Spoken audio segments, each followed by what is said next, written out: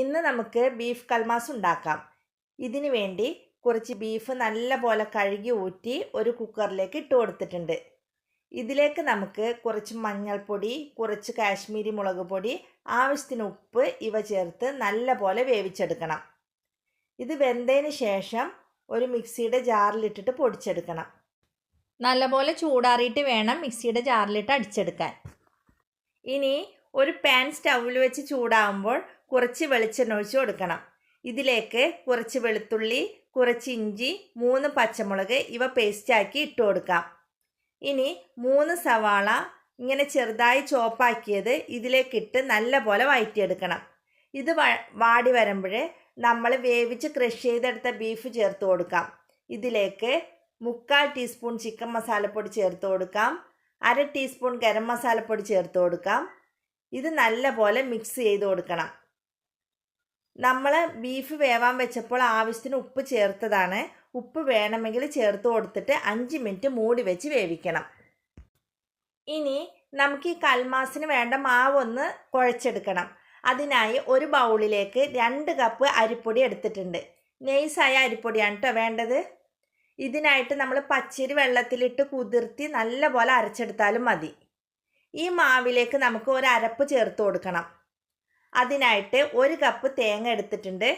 ഇതൊരു മിക്സിയുടെ ജാറിലേക്കിട്ട് ഇതിലേക്ക് 1/2 ടീസ്പൂൺ പെരിഞ്ജീരകം, 1/4 ടീസ്പൂൺ ചെറിയ ജീരകം, കുറച്ച് ഉള്ളി ഇവ ചേർത്ത് ഒന്ന് അരച്ചെടുക്കണം.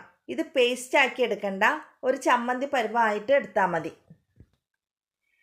ഇത് നമുക്ക് ഈ അരിപ്പൊടിയിലേക്ക് ഇട്ട് കൊടുക്കാം. ഇതിലേക്ക് ആവശ്യത്തിനുള്ള ഉപ്പ് ചേർത്ത് കൊടുക്കണം. ഇനി വേണ്ടത് നല്ല തിളച്ച വെള്ളമാണ്. തിളച്ച വെള്ളം തന്നെ എടുക്കണം കേട്ടോ. ആവശ്യത്തിന് വെള്ളം ചേർത്ത് ഇത് നല്ലപോലെ കുഴച്ചെടുക്കണം.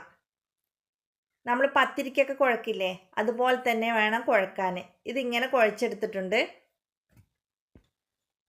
ഇനി കയ്യിൽ കുറച്ച് എണ്ണ പുരട്ടിയതിന് ശേഷം ഈ മാവിൽ നിന്നും ചെറിയ ഉരുളകളെടുത്ത് കയ്യിൽ വെച്ച് ചെറുതായി പരത്തിയെടുക്കണം.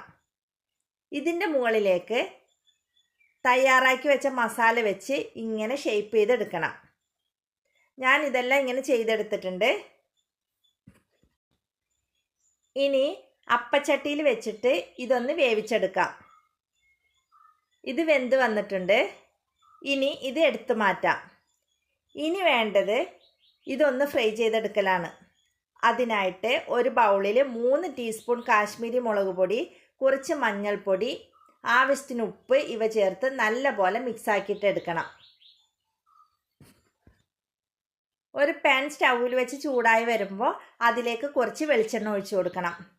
നമ്മൾ വേവിച്ച് വെച്ച ഓരോ പീസുകളും എടുത്തിട്ട് ഈ മിക്സിലേക്ക് മുക്കി പാനിലേക്ക് ഇട്ട് കൊടുക്കണം. ഡീപ്പ് ഫ്രൈ അല്ല കേട്ടോ ചെയ്യുന്നത്, ഷാലോ ഫ്രൈ ചെയ്താൽ മതി. ഇനി ഇതൊന്ന് മറിച്ചിട്ട് കൊടുക്കണം. ഇത് ഒരുവിധം മൊരിഞ്ഞ് വന്നിട്ടുണ്ട്. ഇതിലേക്ക് നമുക്ക് കുറച്ച് കറിവേപ്പില കൂടി ഇട്ട് കൊടുക്കാം. മസാലയെല്ലാം നല്ലപോലെ ഓരോന്നിലും പിടിച്ച് വന്നിട്ടുണ്ട്. ഇതാണ് നമ്മുടെ കൽമാസ്. ബീഫ് കൽമാസ് എല്ലാവർക്കും ഇഷ്ടമായെന്ന് വിചാരിക്കുന്നു.